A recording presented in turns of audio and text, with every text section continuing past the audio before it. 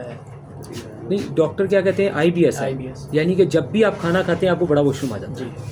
ठीक है जी, इसको हम हिकमत में संग्रहणी कहते हैं। ठीक है जी, इंग्लिश में अगर एलोपैथी के हिसाब से कहेंगे तो वो IBS भी, इसको डायरिया कहेंगे, लूज मोशन की कंडीशंस में लेके गए हैं। लेकिन जब भी खाना खाते हैं पेट साफ़ हो जाता है। ठीक है जी, पेट साफ़ हो जाता है, संग्रहणी हो जाती है। ठीक है, संग्रहणी है, संग्रहणी मर्ज है ये आपको। ठीक है जी, और 100% इसका इलाज होगा। पिछले 1 साल से इलाज करवा रहे, इलाज नहीं ना हुआ, तो अभी इसमें तब्दीली आएगी इंशाल्लाह 100%। एस8 सेट आपको देना था मैंने फ़ौरन मुकम्मल, वैसे भैया एस8 चेंज कर दें, S2 जो है ना, S2 वाला मुकम्मल सेट दें, और S2 की प्लस 900 दूर से आए हैं।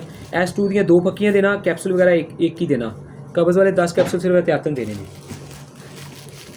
S2 के कैप्सूल है ही ना दोनों, यही वाले ना S2 सेट दे, वो देखो ये 2 देने का मकसद है क्योंकि आपने ज़्यादा खानी है, रिकवरी भी जल्दी होगी। दवाई का 1 पैकेट ज़्यादा करने से 900 रुपया बढ़ेगा, लेकिन आपको 100% इंशाल्लाह बेहतरीन रिजल्ट मिल जाएंगे। ठीक है जी, फ़ायदा हो जाएगा इंशाल्लाह 100%। संग्रहणी एक बहुत बड़ी मर्ज़ है, ये मेरी दवाई आपकी संग्रहणी को कंट्रोल करेगी, खाना 24 घंटे में 1 दफ़ा पे लेके आएगी, उससे आपका BP शुगर बेहतर होगा। शुगर लो लाजमी आएगी क्योंकि खाना पेट में ग़िज़ा रुकती नहीं है, और इससे आपके अंदर जब ग़िज़ा रुकेगी तो आपकी ताकत बढ़ना शुरू हो जाएगी, हार्ट बीट कंट्रोल में आ जाएगी।